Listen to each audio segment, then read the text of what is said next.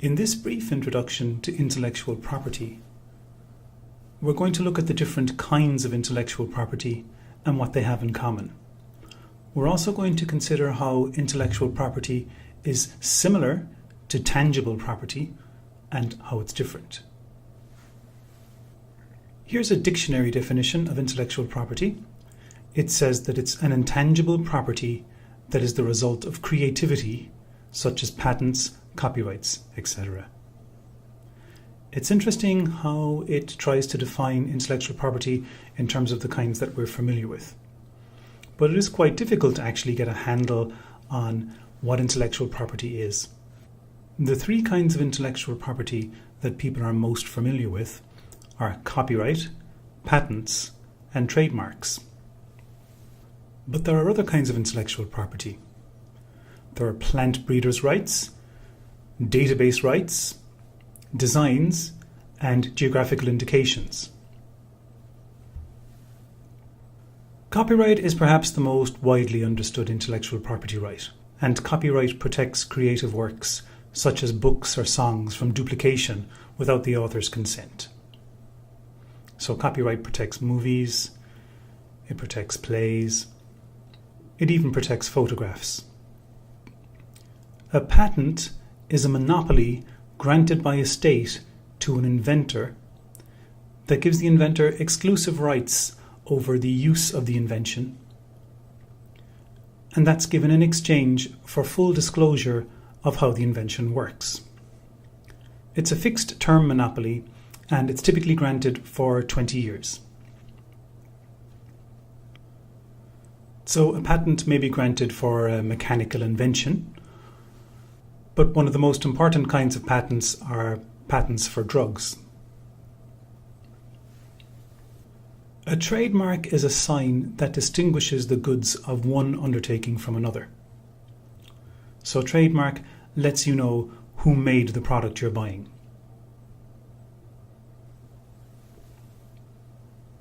Plant breeders' rights are an intellectual property right that many people are not familiar with. And these rights give the breeder of a new plant variety exclusive control over the propagation and harvesting of the plant, again for a number of years. So the idea here is that if a breeder spends a lot of time and money and effort in breeding a new plant variety, he or she then has an exclusive right to exploit that for a number of years. So imagine someone over many years, over many generations of breeding roses, comes up with a gorgeous rose bush that has no thorns. Such a rose bush might be highly desirable. It might command a high price in the market and people might be very fond of it. However, it would be very easy for someone who bought one bush from the breeder to propagate more bushes and start selling them. And so plant breeders' rights would protect the initial breeder's investment in time and effort and preclude someone else from exploiting his work. A database right is a right that exists in Europe mostly, and it's designed to protect the investment made in compiling and maintaining a database. It's a little bit like copyright, but as we'll see, there are certain criteria for copyright that don't necessarily apply when you're dealing with a database. But nonetheless, there can be a huge investment again in time and effort in building up a database, and the person that expends that effort should have some control over the exploitation of it. A design right is a right that protects the appearance of an object.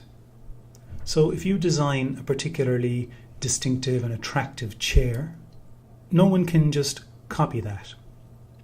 A design right feels a bit like copyright, but as we'll see, there are some things that make it different.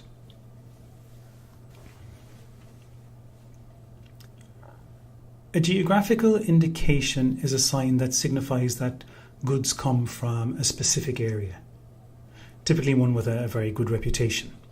So champagne is a geographical indication that tells you that a particular sparkling wine comes from a specific region in France. It typically applies to high quality food and drink products.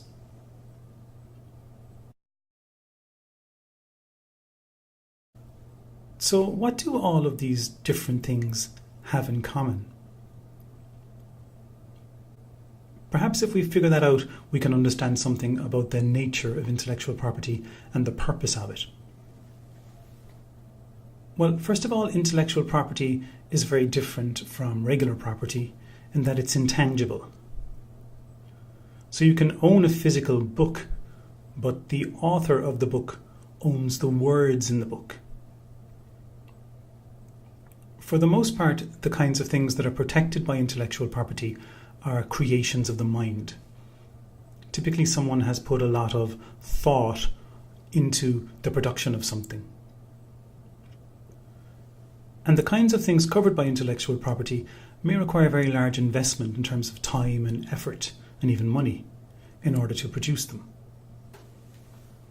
A book might take a long time to write, for example. The author might have invested many years of hard work. Patents for drugs, for example, can be very, very expensive to develop and to test to prove that they actually work and that they're safe for humans to use. That can require an awful lot of investment. A manufacturer of goods may put a lot of effort into building up a reputation in the marketplace for quality products. That can take a lot of time and a lot of hard work. A plant breeder might take many years of selecting different plants with different properties in order to come up with a new variety. And because the plants have to be propagated and grown and harvested, that may happen over many, many generations. That may take years. Similarly, compiling a database may require an awful lot of effort. That can be very time consuming, verifying the entries and compiling them and sorting them, organizing them. An industrial designer for chairs or other attractive products may have to put a lot of effort into designing the product. It may go through many iterations, and that can require a big investment in terms of time and energy. Geographical indications are quite similar to trademarks in that the reputation that they represent may have taken a long time to develop, may have taken a long time to earn that.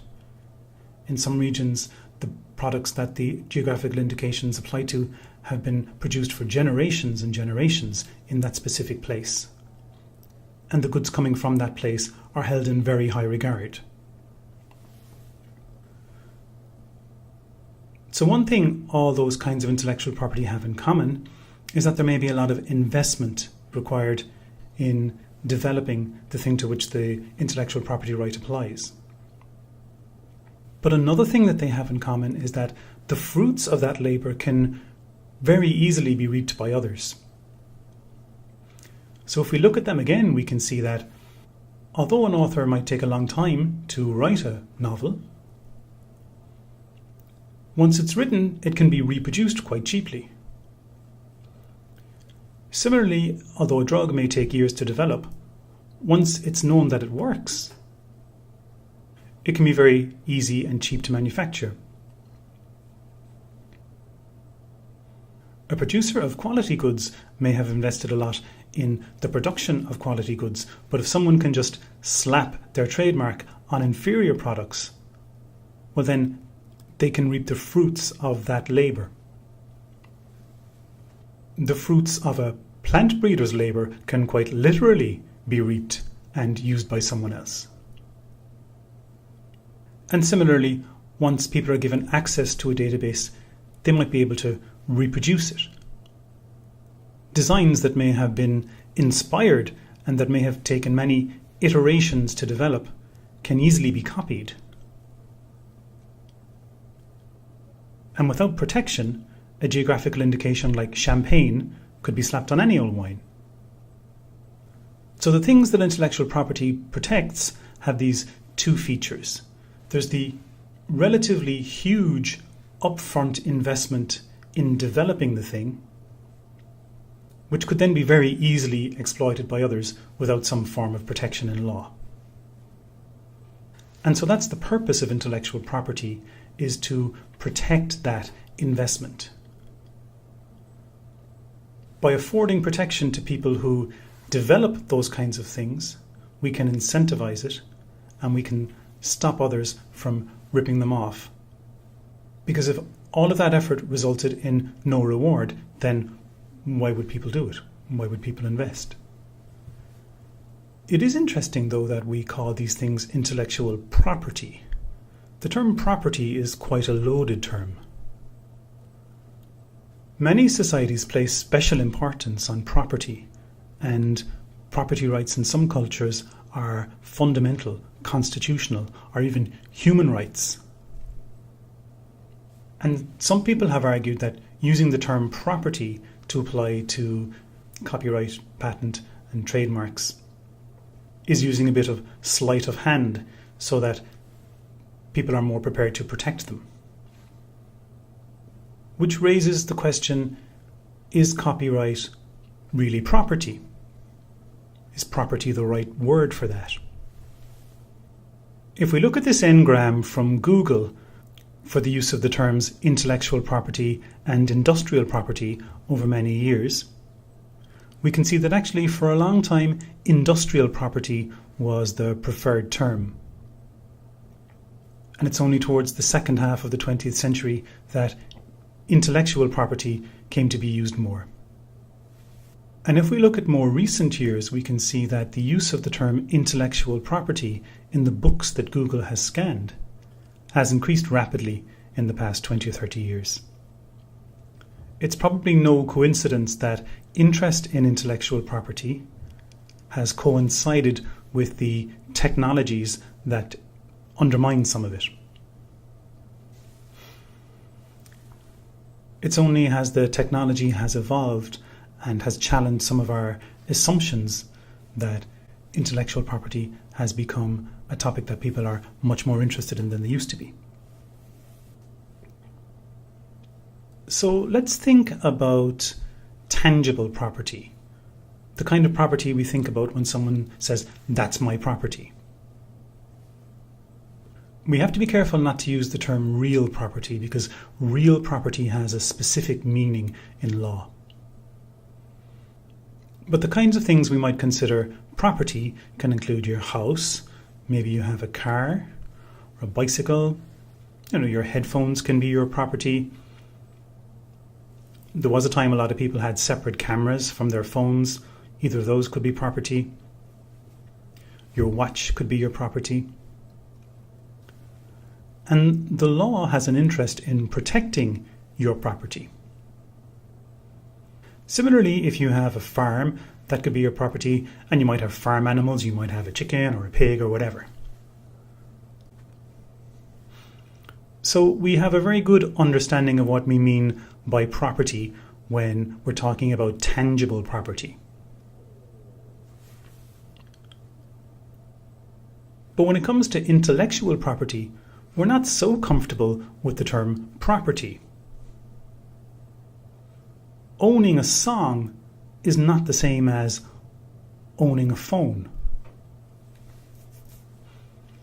Owning the copyright in a play feels quite different from owning a car. And a patent is just a government-backed monopoly that's on a piece of paper somewhere. It's not really a thing you can touch.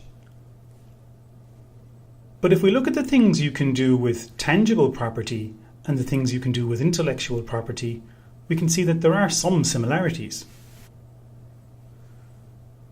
Okay, so we know we can touch tangible property. You can put a phone in your pocket. You can have a ring on your finger. You can have a watch on your wrist. You can also own a house, or own a car, or own a farm. So when you own something, when you own a tangible property, what can you do with it?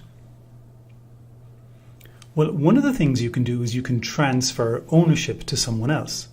So I can sell you my car and I might get something back in exchange. After that, I no longer own the car, you do. So I've transferred my property right from me to you. Also, if I own something, for the most part, I can destroy it. So if I want to throw my loaf of bread in the trash, I can do that. If I want to throw my iPhone in the trash, I can do that too. It's my property. I can pretty much do what I want with it. If I own a house, for example, I can improve on it. I can decorate it.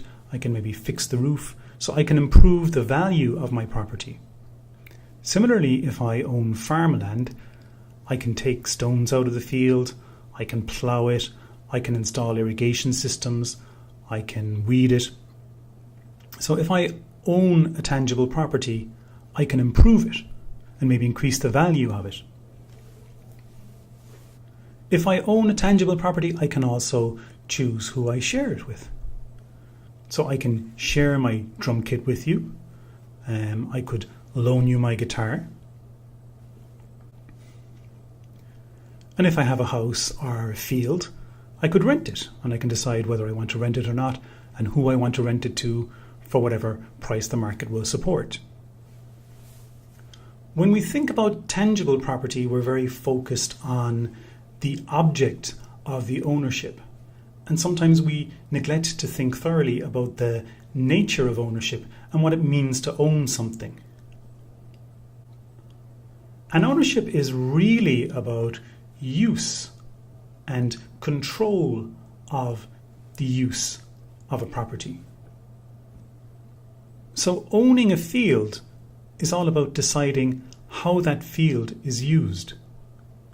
It's all about the control of the use. And when we think about property like that, we start to see that intellectual property is perhaps a bit closer to tangible property than we imagined. What can you do with intellectual property that you own? Well, we know you can't touch it because it's not tangible, but we can do a lot of the things we can do with tangible property. If you own a patent, you can transfer ownership of it to someone else. So now, instead of you deciding who can use the invention, the new owner can decide that. We've all seen on our computers that we can destroy intellectual property very easy. Perhaps it's too easy. It's very easy to delete something. We can also improve on something that we own.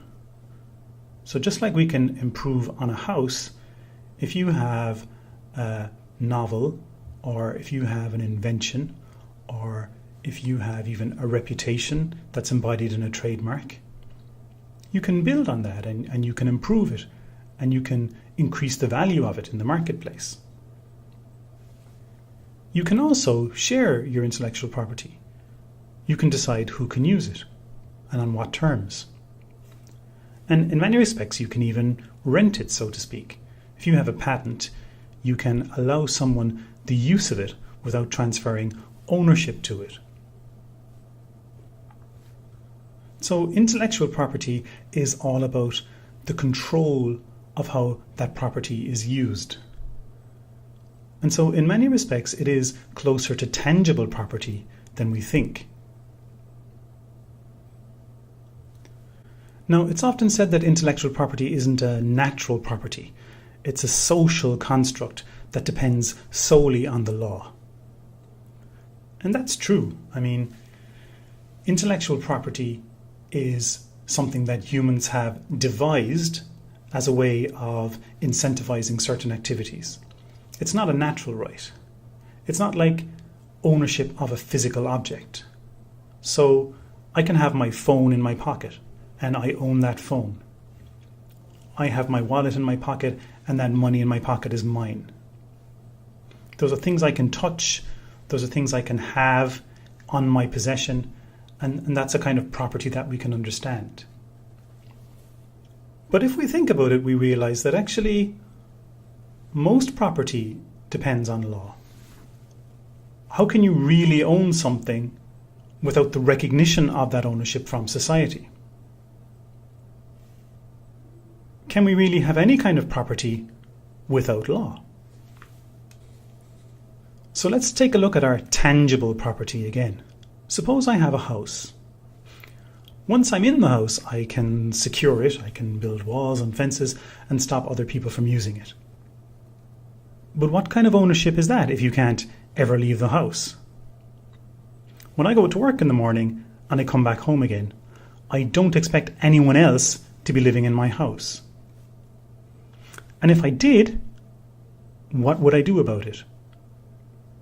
The only thing that makes that house mine is the register of property maintained by the state that lists me as the owner of that property. And unless I'm stronger than the people in the house, or I have more guns than they do, I'm dependent on the law to restore control of the home I own to me. Without that law, I don't have very much at all. I don't have much control over the use of that house. Similarly, if I'm a farmer and I have farm animals, I guess they're enclosed somewhere, but I can't watch them 24 hours a day. I have the expectation that my property right in those animals will be recognized by society and that no one is going to come along and just take them. And if they do, I have recourse to the law to recover them. If there is no law, I have to get my gun, find them, and force the person that took them to give them back to me. What kind of ownership is that? And as for the rest of my farm, well, I can't police every field that I have. I need the recognition from society that the fields that are my property are mine, and that if I spend time and effort taking stones out of them, weeding them, installing irrigation systems, planting seeds, that the fruits of that labour are mine. But that certainty only comes from the law. Where there is no law, there isn't that certainty. And where there isn't that certainty, well, what use is my property right? Is it any good to me? And even if we take the property we're most comfortable with, the kind that sits in our wallets, how real is money anyway? The ability to buy things with money only comes from the value that other people place on it. And that's an entirely social construct. In the past, gold coins had an intrinsic value because gold was intrinsically valuable. But paper money is just paper. And money in my bank account is just bits in the ether. Jeremy Bentham, who lived in the late 1700s and early 1800s, wrote a lot about this in his theory of legislation. He argued that there is no such thing as natural property, and that it is entirely the work of law. Property is nothing but a basis of expectation, the expectation of deriving certain advantages from a thing which we are said to possess. I cannot count upon the enjoyment of that which I regard as mine, except through the promise of the law which guarantees it to me. It is law alone which permits me to forget my natural weakness. It is only through the protection of law that I am able to enclose a field and give myself up to its cultivation with the sure though distant hope of harvest. And what he's saying here is that there is no property without law. Which brings us back then to intellectual property. We recognize that intellectual property is an entirely socially constructed kind of property. It's a choice that society has made to protect certain kinds of things, to encourage certain kinds of activities, and to prohibit others. It's an entirely social and legal construct. But then again, isn't all property. So in the end, intellectual property is not too dissimilar from tangible property, not because intellectual property is more tangible than we think, but because tangible property like land and cars and phones and cash are actually more ephemeral than we think. Even tangible property is only available to us through the guarantees that the law provides. And without law, there is no intellectual property, but there is no tangible property either. So intellectual property is a social construct. But let's consider why societies have made that choice. It's an interesting one. Let's look at copyright, for example, because that's the thing people are most familiar with. So there are two main justifications for copyright. The first one is the instrumental justification. And the logic here for copyright is that if we provide an incentive to authors to create new works, then we'll increase the number of works available to society. So if someone labours over a book and we provide that protection, it might actually be worth their while to do that. If someone labours for a year producing a book and there's no protection, well then, why would they? Someone like J.K. Rowling couldn't possibly have afforded to spend the months and months it would have taken to write the Harry Potter novels without at least the possibility of some financial reward at the end. And it's that promise of a reward that incentivizes authors to create new works. And so society as a whole then is better off for that. So if as a society we provide copyright protection, we get something back in exchange. There's a whole other justification for copyright, and this is the author's rights justification. This motivation for copyright argues that the creations of a person's mind are an inherent part of their personality, and the creations of a person's mind should be protected by extension of their rights as an individual. This is typically referred to using the original French term droit d'auteur. And so the author's rights justification isn't so much concerned about the benefits to society, but rather the rights of the individual creator to control the use of her creations. And actually, when we go to look at copyright in detail, we'll see that in common law jurisdictions, the instrumental justification is dominant, but in continental Europe, there's much more emphasis on the author's rights. And increasingly over the past few decades, there's been a constitutionalization of intellectual property, where intellectual property is being protected as a constitutional, fundamental human right, both as a property right but also as an extension of the individual's human rights. If we look here at the World Intellectual Property Organization's description of the purpose of copyright, it says that it is to encourage a dynamic culture while returning value to creators so they can lead a dignified economic existence and to provide widespread, affordable access to content for the public. So the purpose of copyright is ultimately to provide access to content for the public. Often in arguments about copyright, we sometimes forget this.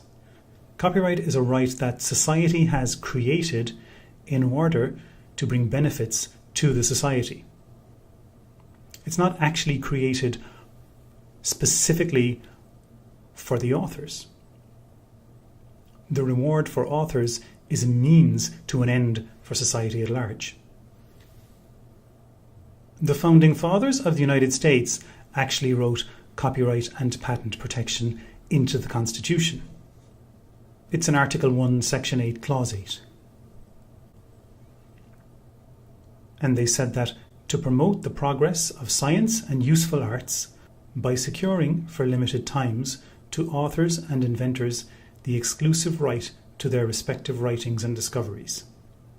But what kind of a justification were they using for this? Was it for the benefit of the authors or for the benefit of society at large? Well, it was to promote the progress of science and useful arts. So giving the rights to the authors is to serve a wider, broader end. So these are the main kinds of intellectual property we have in Europe. We're most interested in copyright, patents, and trademarks. And we'll recall that copyright protects creative works like books, music, plays. Patents protect inventions. And trademarks protect signs that signify the origin of a product.